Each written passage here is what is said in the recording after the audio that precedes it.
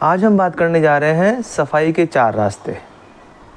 देखिए, जो भी हम खाना खाते हैं उस खाने का हमारे शरीर में पहले हजम होता है। हजम होने के बाद जो पोषक तत्व खाने में होते हैं वो हमारे शरीर में लगते हैं और फिर जो बाद में वेस्ट बच जाता है जो किसी काम का नहीं है वो शरीर के रास्ते बाहर भी फेंक दिया जाता है।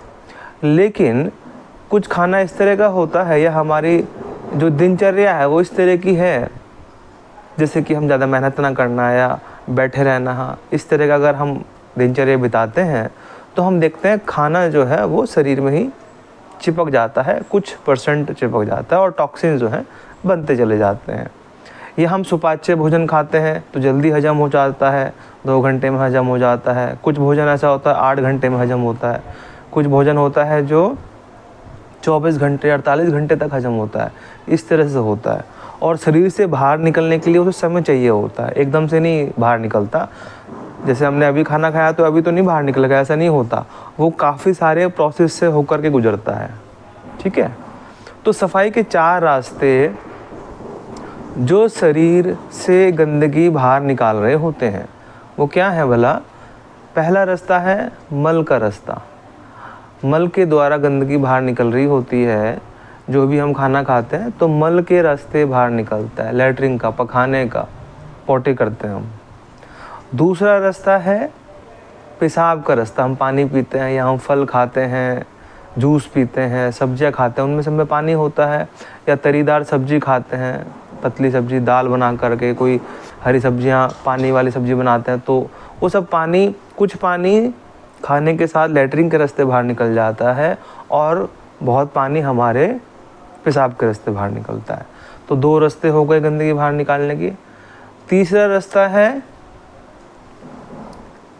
पसीने के माध्यम से। शरीर में रोम छिद्र है, त्वचा जो है पूरे शरीर में, त्वचा सर से लेकर के पैर के अंगूठे तक, इस त्वचा में रोम छिद्र हैं।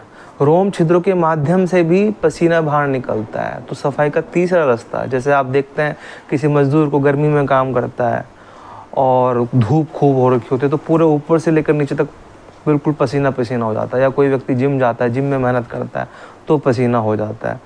तो शरीर से त्वचा के माध्यम से पसीना बाहर निकल रहा है इन रोम छिद्र के माध्यम से। जो छोटे छोटे रोम छिद्र हैं पूरे शरीर में, ऊपर सर से लेकर के पूरे शरीर में, इनके माध्यम से पसीना बाहर निकलता है। तो तीसरा रास्ता सफाई का ये है। चौथा रास्ता है श्वास के माध्यम से सफाई हो रही है। हम जी रहे हैं, हमें जीवन मिला है तो मृत्यु तक हम श्वास लेते हैं। श्वास में ऑक्सीजन भी है और चीज़ें भी होती हैं जो हमें जीवन दान देती हैं, तो ये तो हमारे लिए फ़ायदेमंद है। लेकिन फिर शरीर में जो गंदगी इकट्ठी होती है, टॉक्सिन्स बनते हैं, तो वो बाहर भी निकल रहे होते हैं, तो श्वास के माध्यम से बाहर निकल रहे होते हैं। तो ये चौथा रास्ता सफाई करने का। और कार्बन डाइऑक्साइड के साथ साथ और भी चीज़ें शरीर से बाहर निकलती हैं जो हमारे शरीर को नहीं चाहिए होती हैं। तो ये 4 रास्ते होते हैं गंदगी को बाहर निकालने के, या सफाई के 4 रास्ते, ये हमें समझना रहेगा। इससे पहले की जो वीडियो हमने बनाई हैं उन्हें आप एक के बाद एक देखेंगे और समझेंगे, एक दूसरे से इनको संबंध बिठाएंगे इनका, तो आपको समझ में आएगा प्रकृति क्या कहना चाह रही है। पहले हमने जो वीडियो बनाया था वो था बीमारी, कीटाणु, गंदगी के बारे में, कि बीमारी का कारण क्या है, बीमारी कैसे हो जाती है। आप उस वीडियो को ज़रूर देखें जाके, हम डिस्क्रिप्शन में इसका लिंक दे देंगे, तो आपको पता चलेगा बीमारी, कीटाणु, गंदगी, तो शरीर क्या कहना चाह रहा है, बीमारी कैसे हो रही है, कीटाणु कैसे पनप रहे हैं, गंदगी कैसे इकट्ठी हो रही है शरीर में।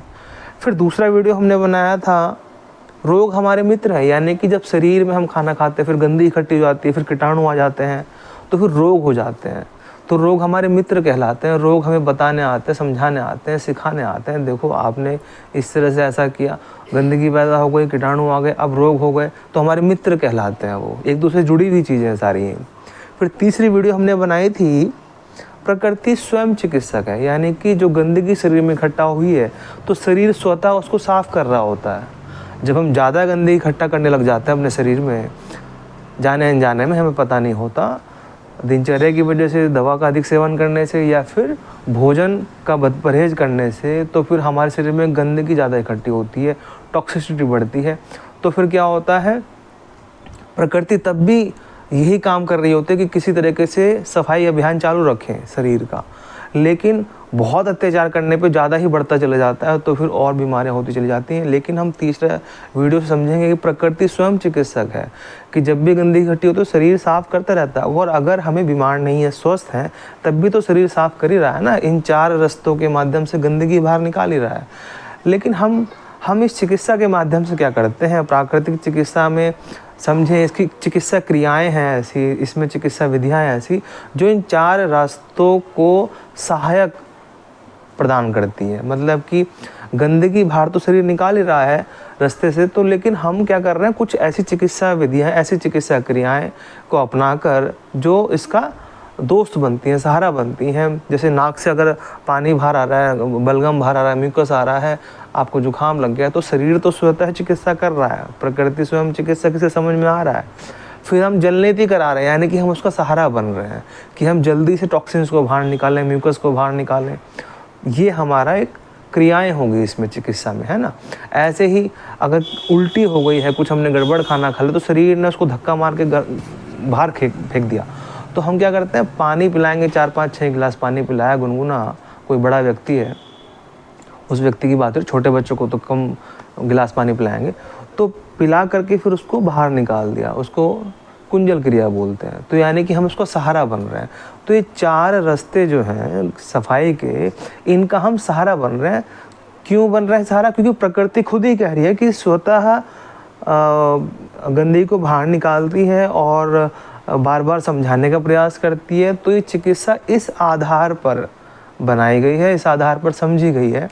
तो ये आज का सिद्धांत, सफाई के 4 रास्ते, आपको ज़रूर समझ में आएगा, मैं ऐसी आशा करता हूँ।